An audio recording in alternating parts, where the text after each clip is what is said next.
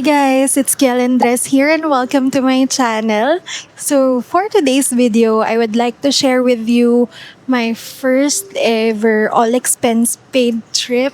So this is sponsored by Department of Tourism and Tourism Promotions Board. I'm very excited guys kasi super bongga. They covered my flight, my hotel, the tours, the meals, everything talaga, even the transfer. And actually, meron talaga akong El Nido trip but I had to cancel that for this one. Kasi I think this is a once in a lifetime opportunity. Hindi ko na alam kung kailan pa ako magkakaroon ulit ng gantong opportunity. So, I had to cancel my beach trip with my friends.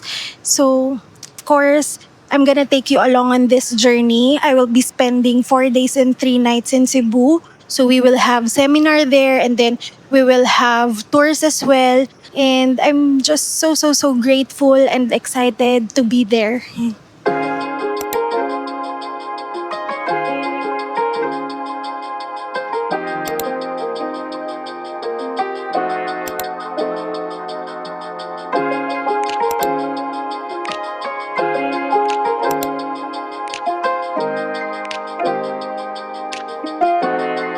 From the first moment I saw you,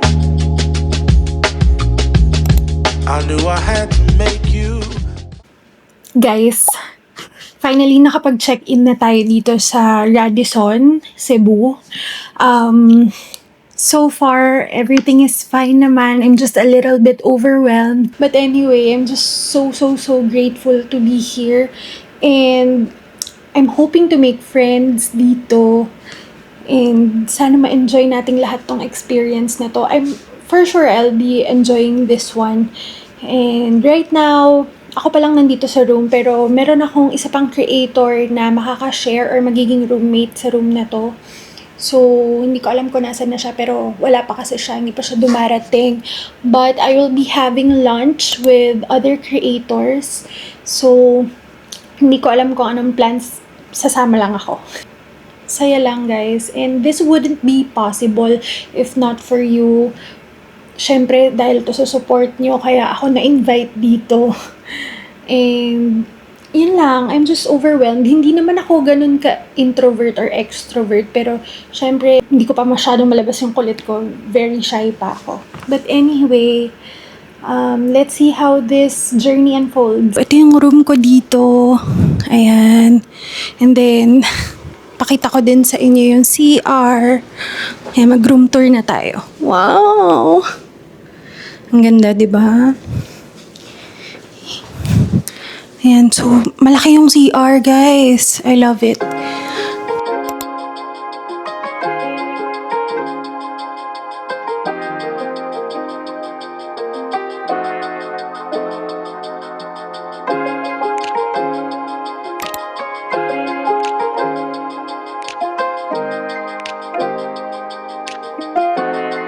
From the first moment I saw you, I knew I had. So guys, tapos na kami mag-dinner and naka-mingle ko naman yung mga KOLs na kasama ko. And I think that's it for tonight. And I'll see you guys tomorrow. Hey guys, good morning! So day 2 na natin dito sa Cebu and today yung seminar namin. So time now is 7:30 AM. So medyo maaga ako nag-prepare. So mga 8:30 daw kami magbe-breakfast and then 9:30 yung registration for the seminar. So ayun ang agenda natin for today.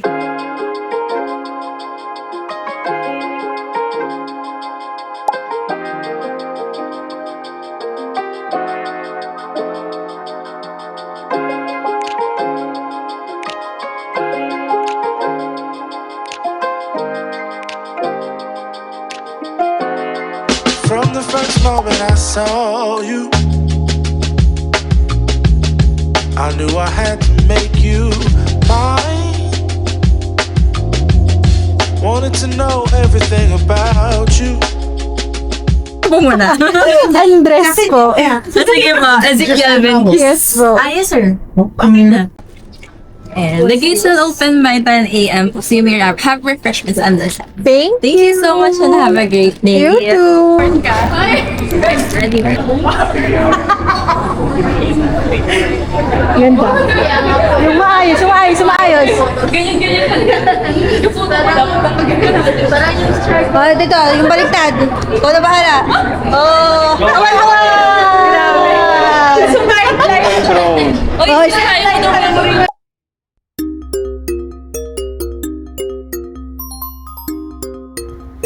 It was finally time for the main event that brought us to Cebu. We spent the day attending a seminar on destination marketing through digital content alongside fellow creators and tourism stakeholders. As a travel content creator, it was interesting to learn how digital content continues to influence the way people discover destinations today. It was a great reminder that beyond creating videos, we're also helping tell the stories of the places we visit and the communities behind them. Of course, it wasn't all lectures and presentations. In between sessions, we enjoyed a buffet lunch and had the opportunity to connect with fellow creators, tourism professionals, and industry partners. One of my favorite parts of events like this is meeting people who share the same passion for travel and storytelling. Sometimes the conversations outside the seminar room can be just as meaningful as the discussions on stage. Miss Ezekiel. Yes. Excellent. Yeah. Wala na ko energy mga co-wonder. Kumain kasi, parang nag-focus ng co-wonder. Ay po, easy. Unbox natin yung media kit ko. So, may t-shirt. Kasha kaya sa XL yung Ay, kasha yun. Love it. Tusok-tusok mo sa Cebu. Love it. And then, ang ganda nga din ng bag. And then, may fan. And then, oh,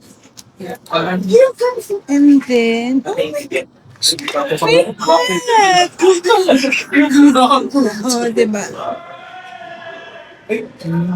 And then, may paganto ka. So, may alcohol, may choco bar, may electric fan, tic-tac, tissue, wipes. Yan. And then, may dried mangoes, snacks. Love it! Thank you, DOT and KPB! Good morning guys! It's our day 3 here in Cebu and today yung start ng ating tour. Sorry, hindi na ako nakapag-outro kagabi.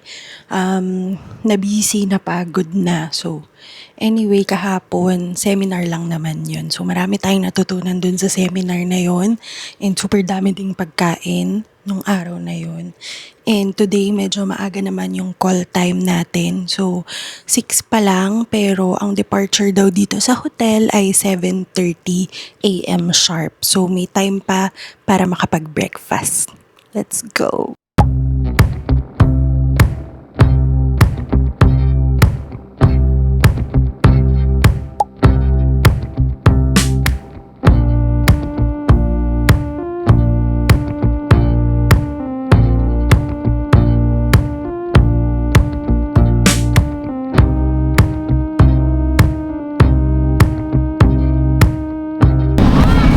Kauhagan is actually, it means also something that, for the Cebuanos, sino ba Cebuano dito? Okay, what Kauhagan means? Kauhagan is being flirty, right? Yeah. You know when you are malibog? Sa Tagalog is malibog, right? So that's the island that we are going to. Once you're there, malibog ka. Just kidding. Okay?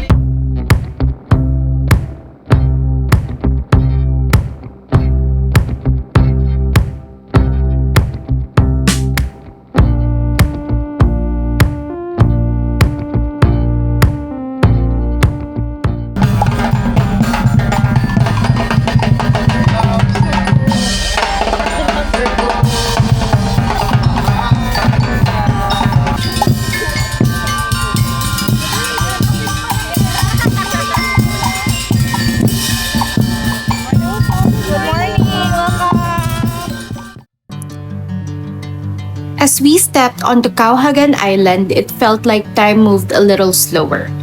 Kauhagan Island may be known for its beautiful white sand beach, but what makes this island special is the community that calls it home. Beyond its clear waters and white sand beach, Kauhagan offers a glimpse into a community where tourism and local livelihood exist side by side.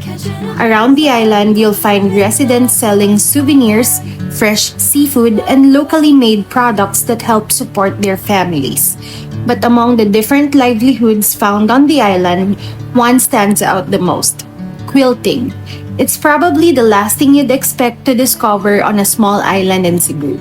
The tradition was introduced by Japanese couple Katsuhiko and Junko Sakiyama, and over the years, Kauhagan quilts became known even outside the Philippines. I love discovering places like this while traveling. Places that don't just give you nice photos but also stories worth remembering. After exploring the island, we had lunch, and wow, the seafood was incredibly fresh and the lechon was honestly one of the best I've ever tasted. Para sa mga Cebuano po, saan po masarap mag-lechon? Mag-lechon po. Sa bahay. Pag makapunta ka dito on a Sunday, go to Talisay, have breakfast lechon sa Talisay Lechon Food Sunday Talisay. on Sunday morning. As in like 6 a.m. Naman di hapon. Bakit mahaba pila? Ganun? Habang pila, ang daming lechon. Punta kayo ng Roro Port. Lechon day. Yung kanina. Parang yung mga family ba before bilis lang ng lechon before sa Bukod sa lechon, or let's bahay lang. Parang na ano na, like every Sunday. Tradition naman. With full stomachs and new memories from Kauhagan, we headed back to the port and returned to the hotel to freshen up for our next adventure. Louder than most. One day you're warm, the next day you're cold. Got me second guessing. Why? Kaya ko rin natin.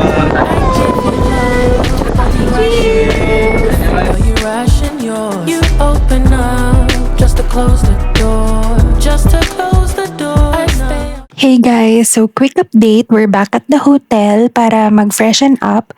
Binigyan nila tayo ng 1 hour dito. So maliligo lang tayo ng mabilis lang kasi super init kanina sa isla.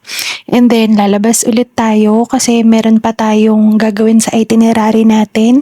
Tapos of course magdi-dinner ulit tayo. So ito na yung last full day natin dito sa Cebu, and tomorrow we're going back to Manila. So tapos na ako mag-freshen up and on the way na tayo sa lobby. After a quick break at the hotel, it was time to continue exploring Cebu. Our next stop was the showroom of Kenneth Cobonpiu, one of the Philippines' most celebrated furniture designers whose work has gained recognition around the world. Walking through the showroom felt like stepping into an art gallery. Every piece was thoughtfully designed, proving that furniture can be both functional and a work of art. Later that afternoon, we were treated to a special snack featuring Morta by Abli, a restaurant recognized by the Michelin Guide, and honestly, it was one of the best snacks I had during the trip. It's like parang cocktail na ng feelings ng college.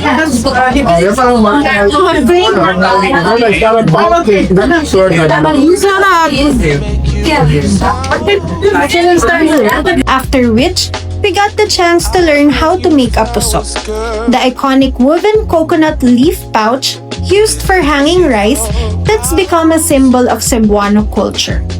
I thought it would be easy. Turns out it's a lot more complicated than it looks. One wrong fold and you have to start all over again.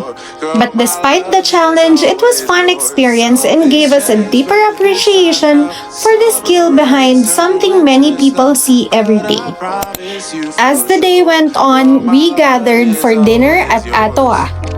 Good food, great company, and a chance to slow down after a packed day of activities. It's dinner time. We're here at Atoa and let's eat! I love it when you're close to me. That's where I want you to always be. I didn't know when I found. But the night wasn't over just yet. To In the evening, we headed to the Lost Unicorn for a few drinks and conversations about everything we had experienced throughout the day. And somewhere between the stories and the laughter and the late night drinks, it felt like one of those travel moments you'll remember long after the trip is over. Good morning, guys. It's our day 4 here in Cebu, and today is our departure day. So, ang nire-recommend ng mga Cebuanos sa akin na mga creators na kasama namin is meron daw malapit na bilihan ng lechon dito sa hotel. Doon daw ako bumili sa CNT Lechon. So, bibili tayo ng lechon doon for pasalubong. And then, yung flight natin is at 2 p.m. pa. So, masusulit natin tong hotel until check-out time. So, super fun nitong trip natin na to, tong program ng DOT na to. And ang dami-dami kong learnings, and bukod doon, it's super fun to be with other creators. So, I'm just super grateful for this opportunity. And sana, hindi to huli, 'di ba? But anyway, sana rin na-enjoy niyo tong vlog na to.